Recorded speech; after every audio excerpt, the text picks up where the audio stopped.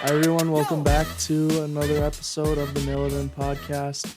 Gonna get right into it, talking about the NFL free agency, Detroit Lions signings, and then kind of a legacy topic on why. NCAA tournament we're going to touch on, right? Stop. I just said no. Okay. I Are you literally high? am Are going you to high? I literally am I going to literally quit told you this. up there. I just So said why do you have to NFL free then agency. just say no, we're going to do that a different one and I keep said going. that. No, you don't keep going. Okay, you do all the talking then and I'll just sit here. Okay, anyways. I mean, it's just so retarded, so stupid. So anyways. There's a reason why no one watches the thing. So anyways, we're going to be talking about NFL free agency. No, you have Lions to you free have agent to start it signings, over because I'm not going to cut and pieces. the running back legacy I'm not topic. going to cut pieces. No, we're not. We're going. We're going. This is what people want. So all right, man, go ahead. So let me get it up here quick. Do you know any free agent signings recently? Yeah, there are several free agent signings. You have Aaron Rodgers is probably the biggest and most well-known. Well, he's not even signed yet, so. Well, free agent news then, whatever. He apparently has said, I think on McAfee's show, he said he has every intentions of playing. The Packers kind of have told him they want him, they don't really want him. He intends to play with the Jets. A trade hasn't been finalized yet because the Packers are like, bartering with compensation or whatever. I believe that is what was said. That was said by Aaron Rodgers and not Green Bay. So probably true. He expects to be playing for the Jets. Stranger things have happened. Who knows what exactly will happen? But that is the latest news on Aaron Rodgers, probably the biggest free agent, person out there. So other news regarding kind of like the big signings. Juju Smith-Schuster went to the Patriots. So the Patriots add a wide receiver. Jacoby Myers, who was their wide receiver one, signed with the Raiders. Who else is there? Well, for my Bengals, they didn't re-sign Jesse Bates and they didn't re-sign Von Bell. They're two safeties, so they just have Dax Hill, who was a rookie from Michigan last year.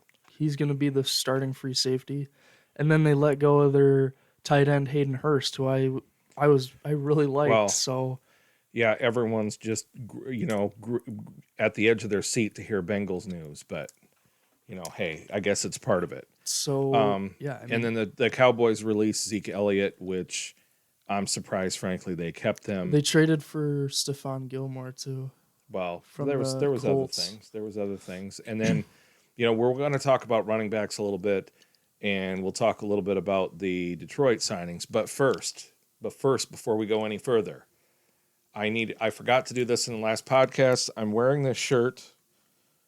The news is your Linden Christian High School Lynx boys team, my alma mater back in Washington State, won yet another boys state championship in basketball.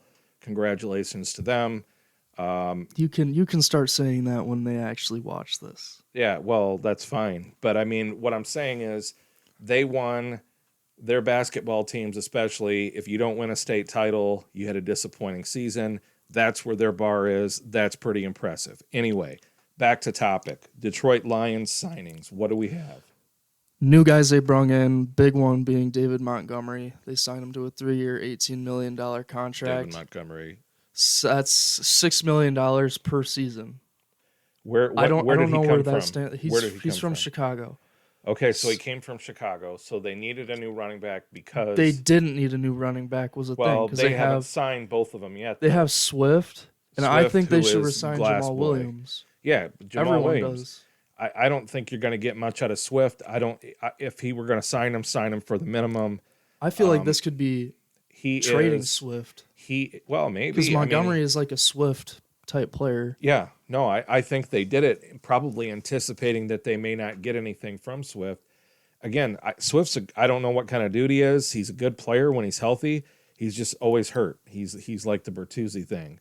And, it's like running backs is a whole nother thing. But what else? We got Alex Anzalone. He He resigned re-signed. resigned Cam Sutton from Pittsburgh, cornerback, signed to an 11-year deal. Supposedly, Woodward Sports was going crazy about him. He was being, top 3 in pass Anzalone deflections and was whatever. their one of their linebackers. Now their linebackers weren't the greatest in the world.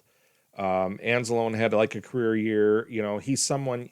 You sign him for a year or two, not a big risk. You have to have something to build on. You go with it. It's fine. And then Isaiah Buggs, their defensive line kind of run stopping guy. Just kind of a rotational player. Yeah, but he actually had a really good year. And if you want to be a good team, you have to have guys like this that come in and like maybe they came off somebody's practice squad, maybe their rehab projects, whatever, that all of a sudden, hey, they like this team and they start playing great. Those are the kind of players you need to have in scads because you're not going to have all-star players generally, but I mean, who knows who they'll draft, but that's another probably, I'm looking at this list and I'm seeing like a lot of cheap contracts, which is fine by me.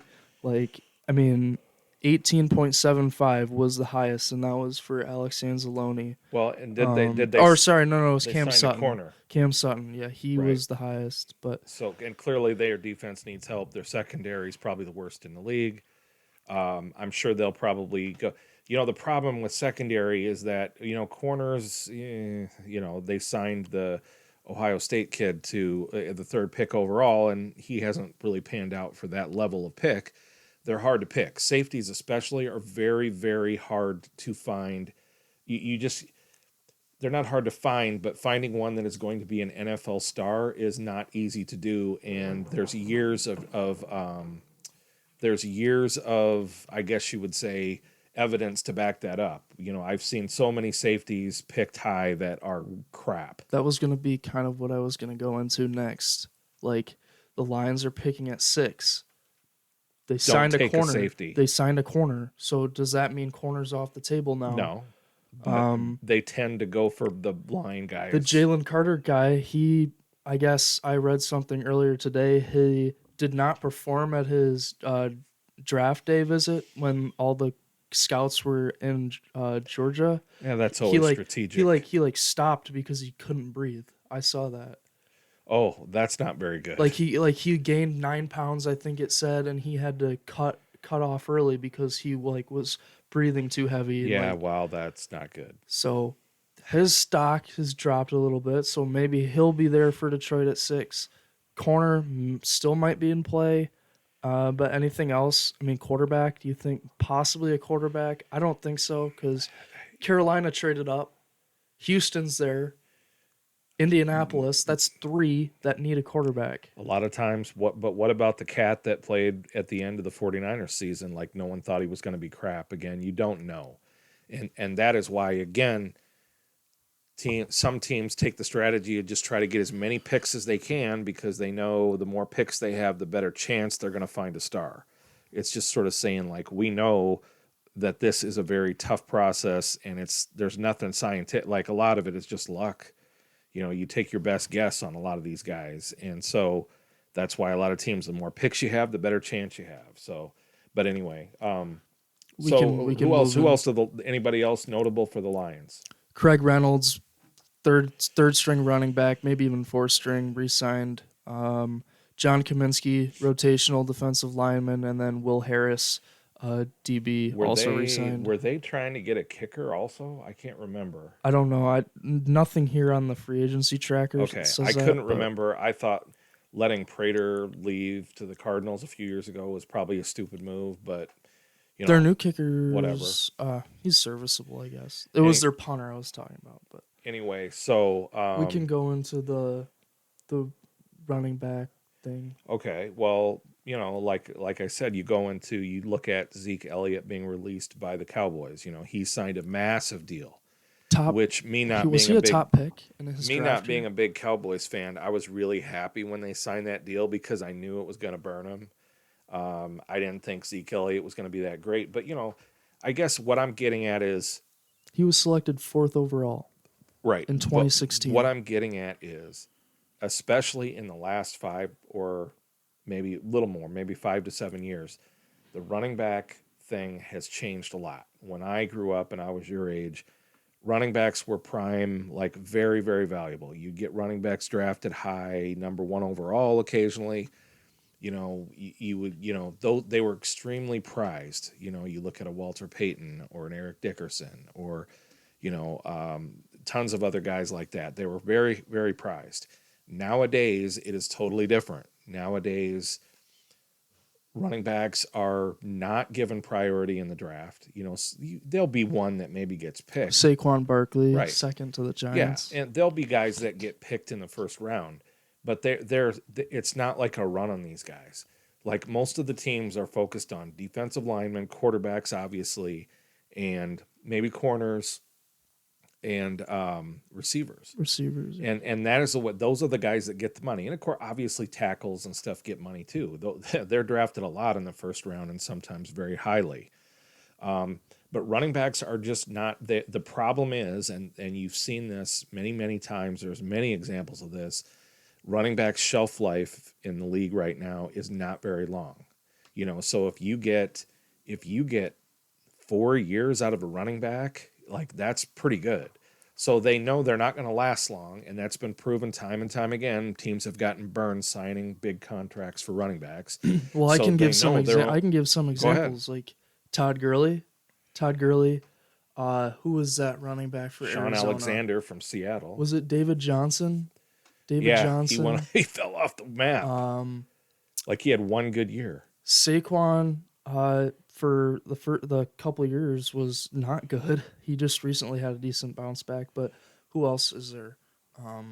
Dalvin Cook is the one that's happening right now. The Zeke many Elliott, Vikings fans are he like, started let's cut off him. decent, but again, these teams know that they're only going to get a couple good years out of these guys, and they're not willing to pay them super big money. I mean, they're willing. So it's better you get a guy that's not a journeyman, but you get an average guy. He can carry the ball. He doesn't fumble it. Takes pressure off your passing game. You don't have to pay him a ton of money. Are they as good as a Walter Payton and a Dickerson? No, obviously they're not. But they're serviceable, and you're not. I don't know what it is exactly. I don't know if the guys hit harder, they're bigger, faster, whatever. But running backs just do not last in the league, and so there's your answer to why they have been heavily devalued by teams, because they can invest $100 million in a running back.